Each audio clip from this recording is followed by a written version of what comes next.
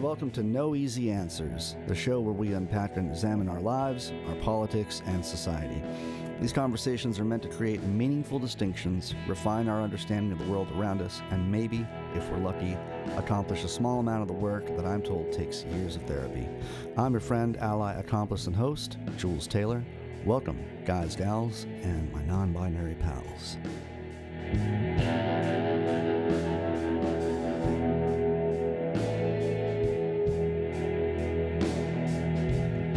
So, check it out, man. This is my first show, and I don't really know what I'm doing yet. I imagine, like all podcasts seem to take shape, after they get a couple episodes done, they have guests on there, and they receive some sort of audience feedback, and the show takes on a shape from that point, and so hopefully this show will continue on and take on that shape.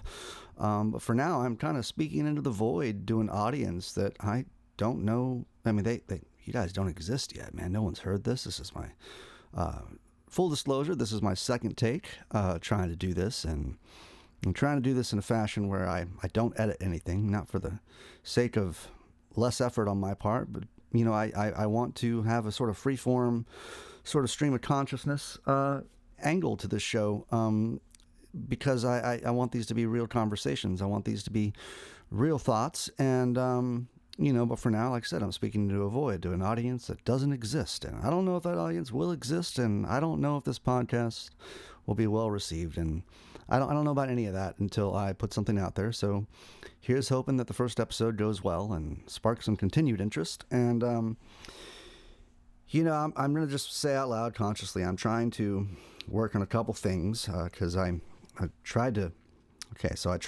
do this show all in a take earlier, and when I listen back to it, there's a lot of thoughts, and I'm trying to codify, organize, and present this second take right now that I'm doing for this podcast. This podcast, it doesn't really even exist, if it will exist. I'm trying to organize this so it does not just sound like the ramblings of some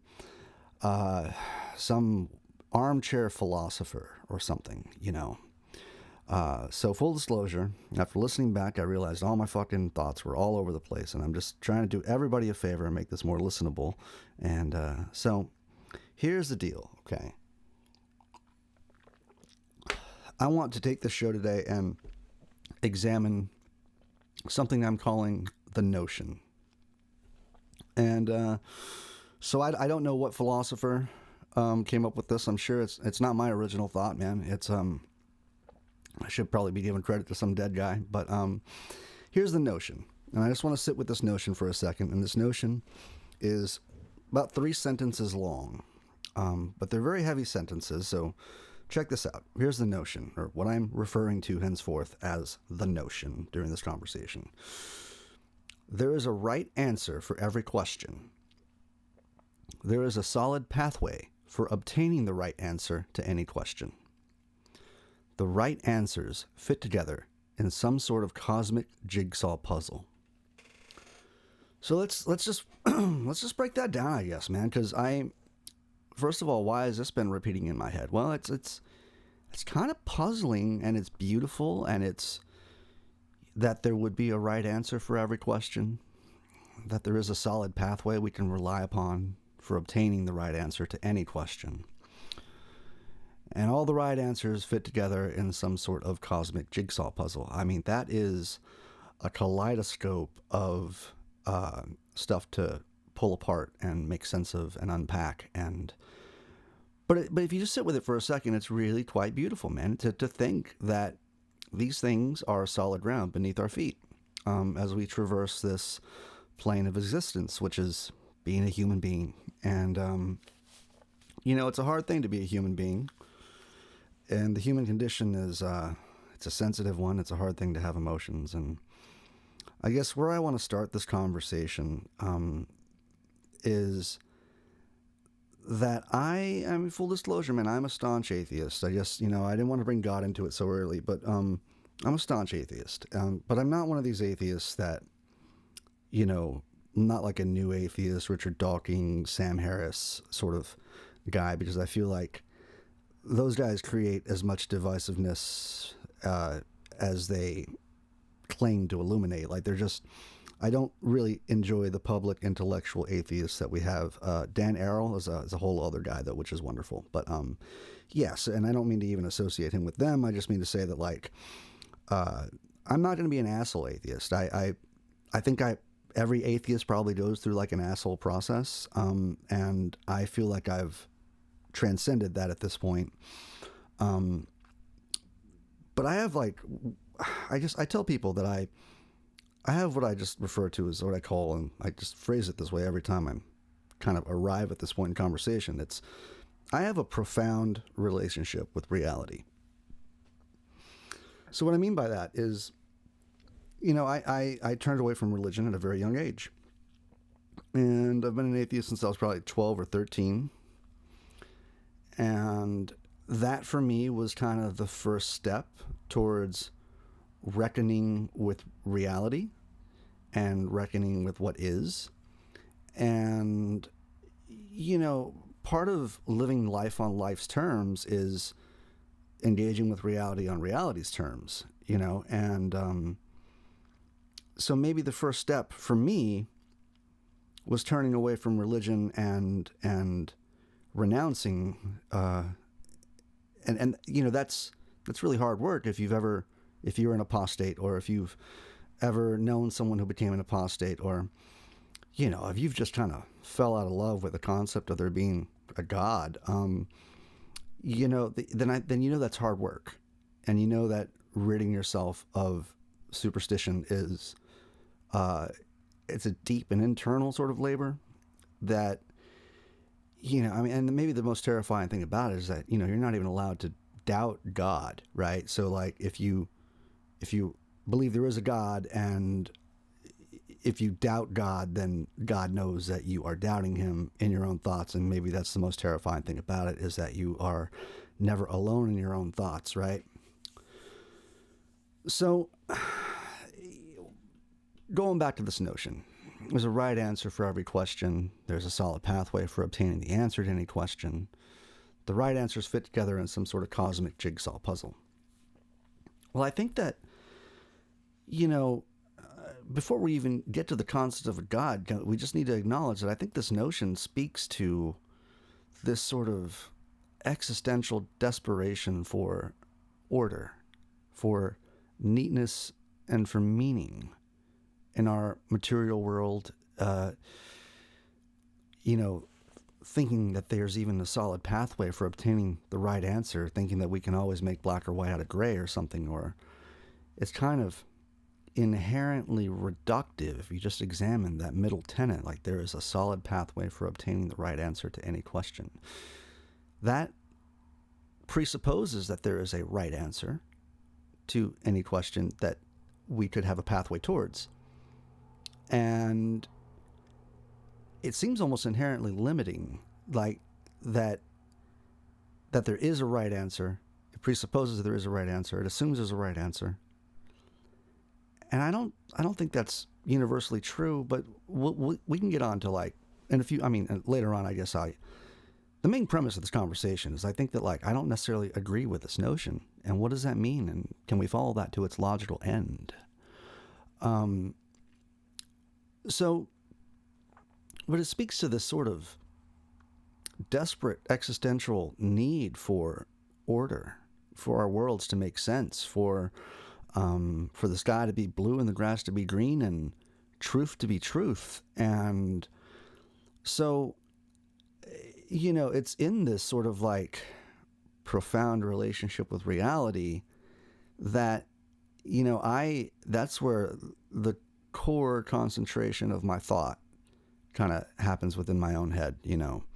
What is true? And part of that, like if we go back to the religion thing for a second, I only mean to bring religion in here because I feel that I've always felt like the practice of any religion was just setting the stage for other types of delusional behavior or delusional beliefs or, um, and I guess the disclaimer here that I'm not trying to pick on Christians or pick on people that are religious, and I'm not trying to offend any Christians or, I suppose I really meant for that disclaimer to come further along in this conversation.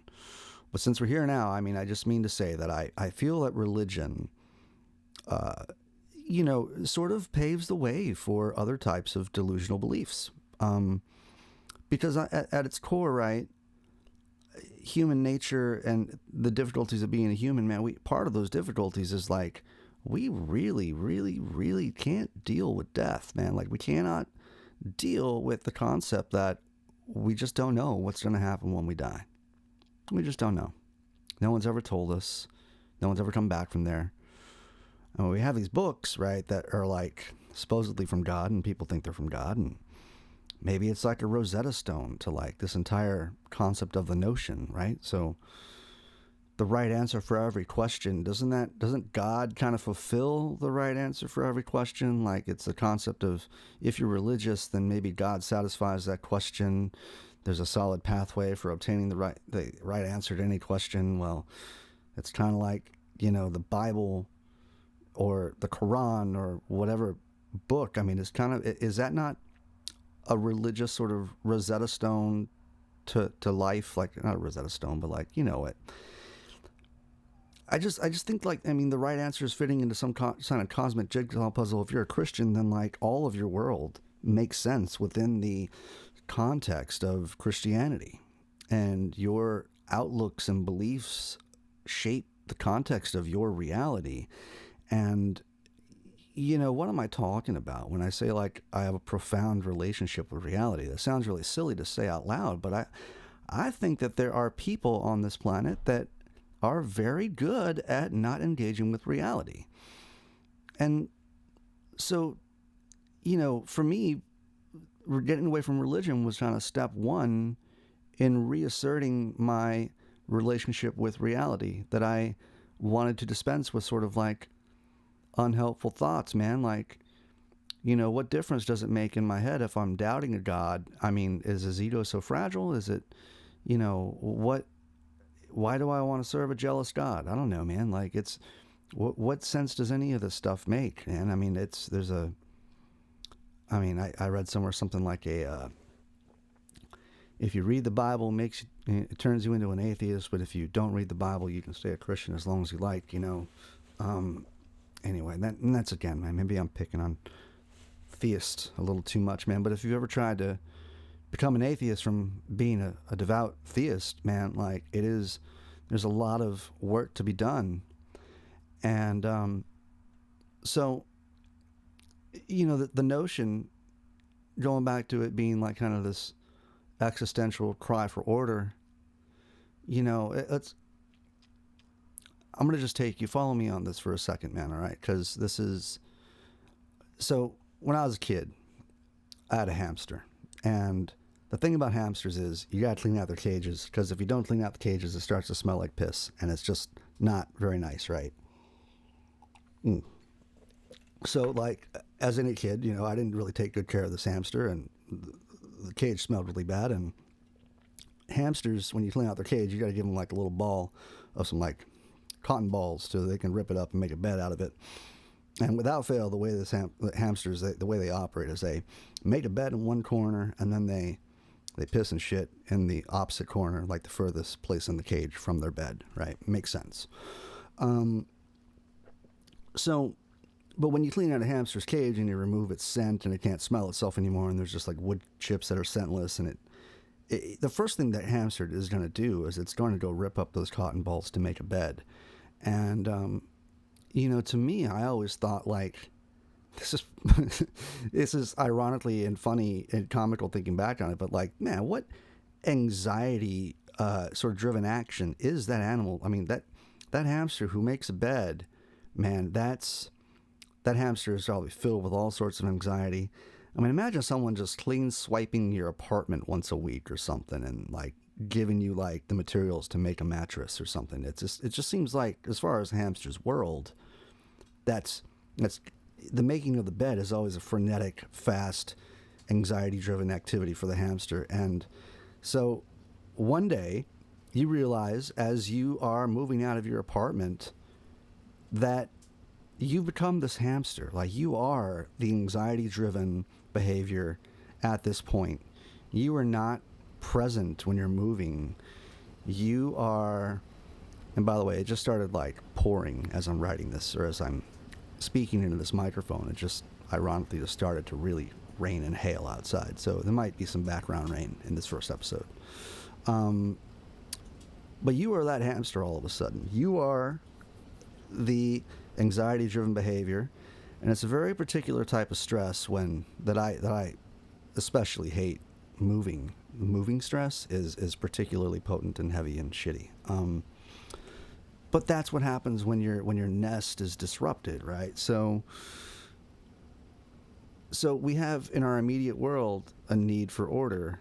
Like, we need our apartments to be clean, right? Like, human beings invented soap, and we're on this constant crusade against filth, and we clean things, and we are constantly attempting to create order in our homes. And if you're like me, I mean, I study history to try and like make sense of the external world. Like, why is the world the way it is? I'm constantly trying to make order out of why the world is the way it is. And it goes back to the sense that the notion is some existential cry for order, right? Like, maybe human beings need some sort of like top-down order. They need, if you're going to appeal to authority, maybe they need an authority to appeal to, What authority is that? Well, I think human beings also, we're a little intellectually lazy at times. And what I mean by that is, we really search for easy explanations, like simplistic answers to complex questions for the sake of just making our lives easier, right? And so I would say that having a profound relationship with reality, you are, at least I am, if you are going to have a profound relationship with reality, you are on a constant warpath to like not simplify the answers to complex questions, I suppose. Because like that gets you into some trouble, like right now, as I sit here and I'm talking into this void with an audience that doesn't exist, as I mentioned earlier, right? We're living in the age of the coronavirus, man. Right now, I think there's 81,000 people who have died, and we as a country, we're not even mourning these people. It's really a fucking crazy time to be alive, right? So all this being said, man, recently people were drinking bleach. Like, there was a spike in the number of people who decided to drink sodium dioxide, and it had to do with the president seeing if it was a possibility, or like kind of throwing it out in the air that like people maybe could inject disinfectants. And people drank bleach, man. But even more crazy than the fact that the president said this and that people ingested some bleach, man, is the fact that before all of that, there was a church that was for bleach drinkers. Like, people were drinking bleach in a religion, something called like the Genesis 2 Church. I just found out about this recently. And, I'm just always trying to like figure out too, like the root of irrational behavior in a way. But when it comes to why someone would drink bleach, that is, I'm just trying to justify the thought process in this person's mind, right? And the only kind of thing I can come up with is that drinking bleach is just part of it's related to searching for easy explanations and simplistic answers to complex questions for the sake of making life easier. Medicine is complicated, right? We got all sorts of viruses and bacterias, and antibiotics don't work on viruses, and I'm sure there's a whole lot more thought process in that, but that's about the extent of my medical expertise in terms of but there are experts in this area, right? And medicine is complicated, And maybe in this person's mind, who would be a bleach drinker or someone who belonged to a bleach drinking church, maybe they're just trying to, simplify and reduce the complexities of medical science out of an emotional need to, keep their family safe, or something deep and primal like that. Maybe they're just looking for simplistic answers to complex questions. And, people believe in all sorts of things, man, and this is why I talk about religion kind of setting the stage for delusional thought processes. And because there are churches where otherwise sane people will look you in the eye and tell you, that's okay, I'm going to see my dead mother when I die, And, I just want to say that as an atheist, right? As a non-theist, as an atheist, as a person who is always trying to rid themselves of, I'm always making myself into a better apostate, Because just as I renounced religion doesn't mean that I'm immune from Judeo-Christian values programming and that sort of thing, Catholic guilt, whatever. These things still linger on for the rest of your life, But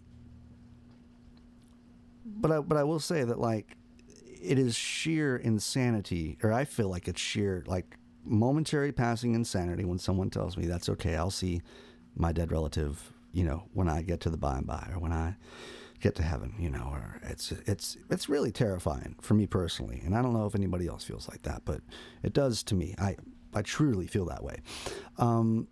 It's terrifying. So this profound relationship with reality, I'm always trying to figure out,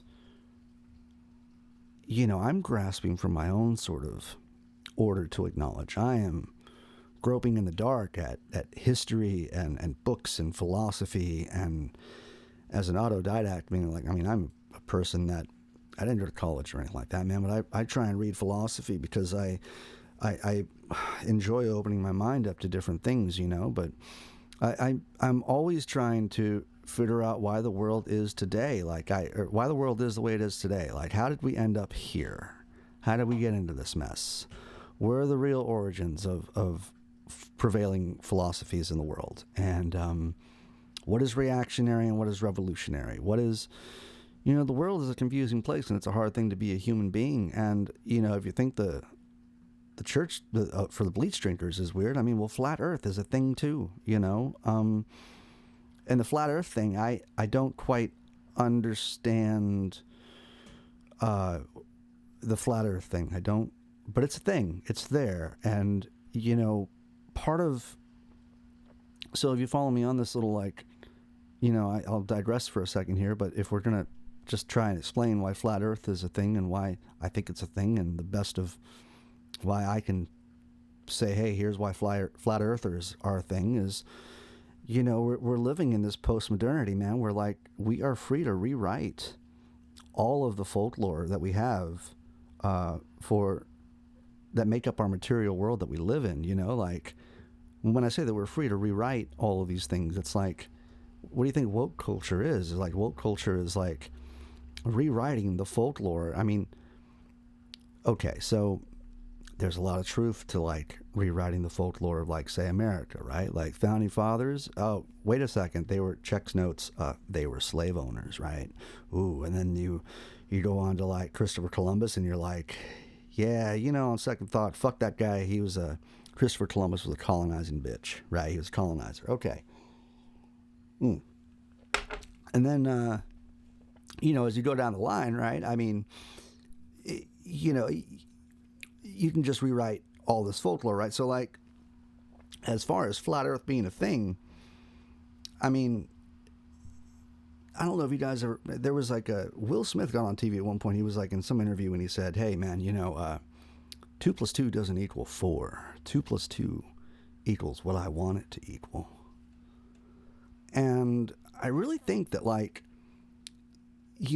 people in this sort of high vibe culture manifesting, believing in the power of manifestation, or the power of hyperstition, I suppose is what they call it. It's Okay, so it can be so absurd as that people can actually think the earth is flat as well. And then they invent conspiracy theories around the flat earth, like why don't planes fly over the North Pole? And but they do this because it is easier for them to explain their world and answers to these questions by laying down their, like, claiming their theories as truth and feeling enlightened, because it's easier for them to construct that worldview than it is to make sense and achieve order out of reality. And sometimes, man, sometimes that's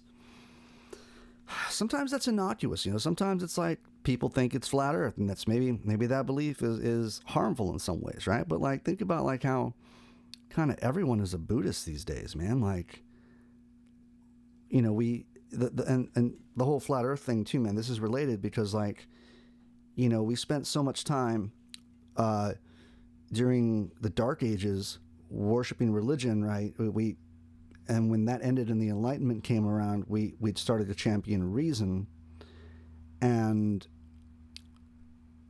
so it's not that we were like anti-spiritual, but after championing reason came like this sort of, I guess what I'm trying to say is that with all of our championing of reason, with this sort of post-modernity, we started to rewrite things, and people took that a little too far, man.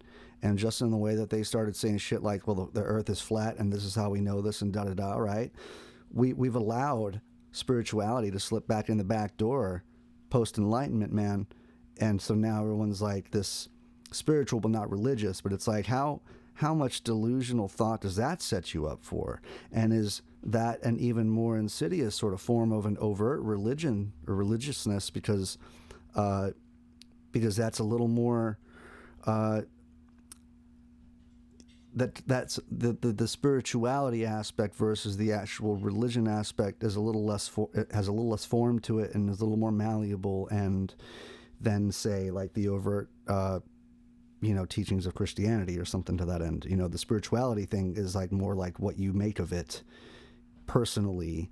And so maybe if you can write up your own spirituality in a way, maybe you can also live in a world that's flat and be just fine with that. And that's you do you, but anyway, so everyone's just trying to fucking reduce things down and find a simplistic answer to things, because it's a complex thing to be a human being and the world doesn't make sense. And like going back to not being an asshole atheist, I'm also not like an asshole like leftist, or at least I'm trying not to be, man, because everyone has to live in the world they make for their reasons, man.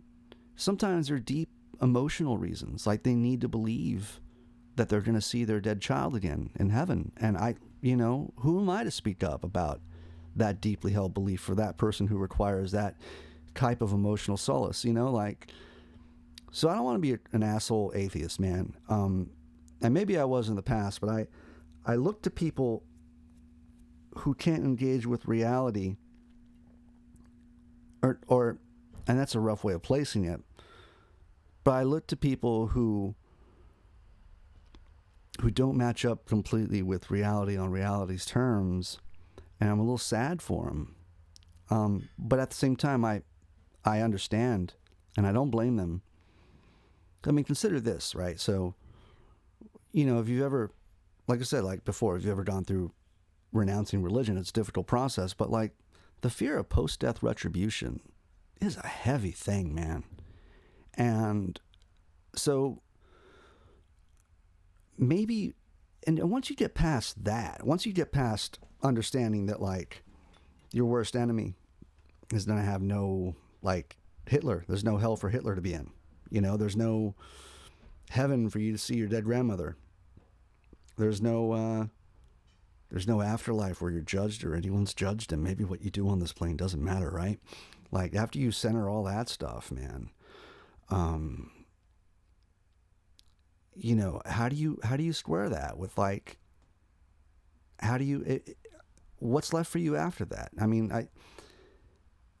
when when we reach the enlightenment past the dark ages, man, there is a great amount of like philosophical real estate that opened up. And I mean, like in everyone's head, if we're going to champion reason, turn away from the church, a large amount of like thought was opened up, or area for thought, space for thought. And likewise, whenever you renounce something that's huge, that makes up your material existence, man, when you turn away from the church, or when you drop something that was instrumental to your way of working within the world, you have to replace that space with something. And I think it was the philosopher Nietzsche who just kind of foresaw that and said, hey, we're going to replace religion with like isms and ologies, and so people have to find their own meaning.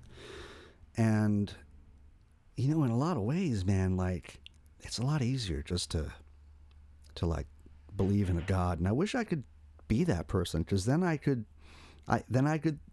think about seeing my dead grandmother, or think about going to heaven after this, or then I'd be able to write bluegrass songs and feel good about the lyrics, because you can't write bluegrass unless it's like, anyway. So, but yeah, so I kind of wish I was, and I have nothing but pity. And I think maybe at a younger age, maybe I had contempt for people that were religious or believed that stuff. But now I understand, man, and I still can't do it.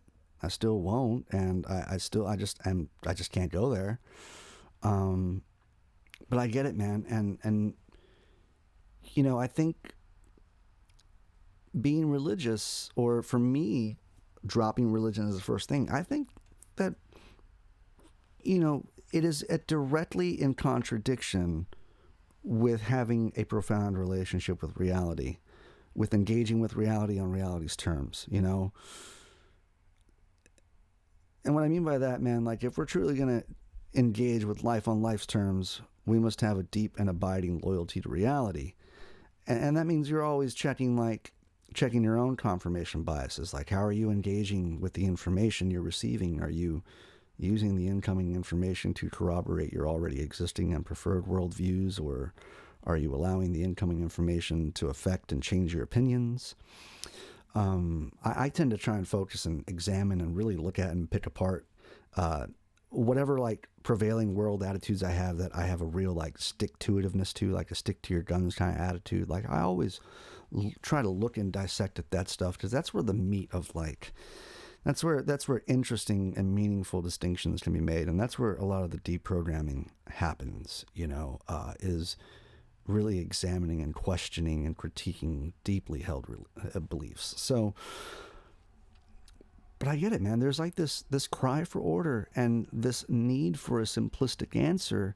And, the bottom line is, as the terms, I'll try to leave religion after this, or try to leave religion again in this conversation anyway after this. But we don't know what's going to happen after we die. And so the guy that is trying to convince you to buy into his religion or his heaven, he actually doesn't know what happens after you die either. And he's just kind of selling you an alternative narrative that's going to offset your ability to reason for the rest of your life. Like, I've heard of thank you, Jesus, for everything big to small. Like, thank you, Jesus, for this pasta being in stock at my local supermarket, to thank you, Jesus, for saving my life. This is a final thought concerning religion. Like, but isn't depending upon God versus depending on the self a kind of seesaw relationship? Like, the more you depend on God, the less you depend on yourself. The more you depend on yourself, the less you depend on God. I don't want to even speak, I can't even speak too much of that assertion, because I'm an atheist, and I just know what it was like to be a Christian at one point. But I'm saying that for me, in order to really assert my initial like sort of loyalty to reality, I had to rid myself, and I mean like my inner self, my inner narratives, my thoughts, etc., of any notion of a God. So let's go back and center this conversation back on the notion, right, that we're speaking of. Like, there is a right answer for every question. There is a solid pathway for obtaining the answer to any question. And the right answers fit together in some sort of cosmic jigsaw puzzle. So what if none of that has to be true? Like, can we say that And this is where I'm kind of getting to. I don't necessarily agree with this notion, man. Like, what if none of that has to be true? Can we say that there are many right answers to a question? And can we say that there is no concrete pathway or formula to follow to arrive at the right answer? And all these right answers, they don't just fall into some cosmic jigsaw puzzle. What if there is no cosmic jigsaw puzzle? All of this is a bloodbath, and no one can tell you where you're from, why you came here, or where you're going. So, but what does that look like? What does that chaotic, orderless, without meaning sort of, I mean, I suppose in a certain sense it's a little nihilist for me to, create this proposition of like, what if this is all just a bloodbath? Like, what if, can we sit there? Can we really just be with that for a moment and understand that we don't need order? And maybe, and then if we stop demanding order, maybe there's a certain type of freedom within the chaos. So, and how would your life fundamentally change if you just agreed to allow the universe to be messy? If you just agreed to allow society to be messy? I'm not saying don't use soap on your dishes and allow your dishes to be messy, but like, can you function in chaos? I don't know. A lot of people require order, right? They require like, I mean, I'm sitting at a desk right now, which is really messy though, and I don't ever try and clean this desk, and I kind of operate from the chaos. And throughout my life, anyone who's ever lived with me or been a partner with me, they've always not been able to work at my desk. I've never been able to share a desk with my partner or roommate or whatever because I am just a fucking animal, apparently. But I tend to operate out of chaos quite a bit. And maybe I have to keep in mind at times that like other people need things a little neater in order to have their thoughts organized and I don't know how I'm doing as far as keeping all these thoughts all together, at this point, man. And like I said, this is my second take at trying to gather and order all these thoughts in a way that I could present to you and give you some stuff to chew on. But I don't think I agree with the notion at all that there is a right answer for every question, and that there's a solid pathway for obtaining the answer to any question, and the right answers fit together in some sort of cosmic jigsaw puzzle. I don't think I agree with that, and I think I'm okay with the chaos. And I think there's an incredible amount of freedom within just being with the chaos. And I'm curious to hear your thoughts about this as well. But I think what this presents, man, is, and this maybe could the cure-all for this, man, can we call like whatever force in the universe, whatever thing like that would satisfy all three tenets of this notion, that would be a right answer for every question, that's a solid pathway for obtaining an answer to any question, that the right answers fit together in some sort of cosmic jigsaw puzzle. Maybe we just call that thing the universal. And maybe for you that has to hold true. And maybe I'm just now realizing what a sad thing it is to, just like, not seeing your dead grandmother in heaven, maybe there is no universal. And maybe that's the most existentially freeing voice, like freeing thing. Maybe this is your ticket to existential freedom. Maybe this is your ticket to being able to further refine who you are at your authentic core. Because if there's no order to desperately need, and there's many right answers, and you can find one of them or take the other one, and maybe you don't have to worry about how this fits in the jigsaw puzzle that's in the sky or whatever. Maybe you don't have to worry about any of that. And maybe there is no order. And I mean, even if you're talking about like a Spinoza's God sort of concept, that's like a God reveals himself in the patterns of the trees and the forest and the sunrise sort of thing. And maybe you're this postmodernity, sort of postmodern Buddhist idea of like spirituality and stuff like that. Maybe with all of our reason that we've championed and all of our information we have at our disposal, maybe this backdoor Buddhist, allow spirituality to come back into the back door, man. Maybe that's the common person's way of crying out for some sort of universal sense of order. And maybe we desperately need that order, and maybe some people convince themselves that they have it.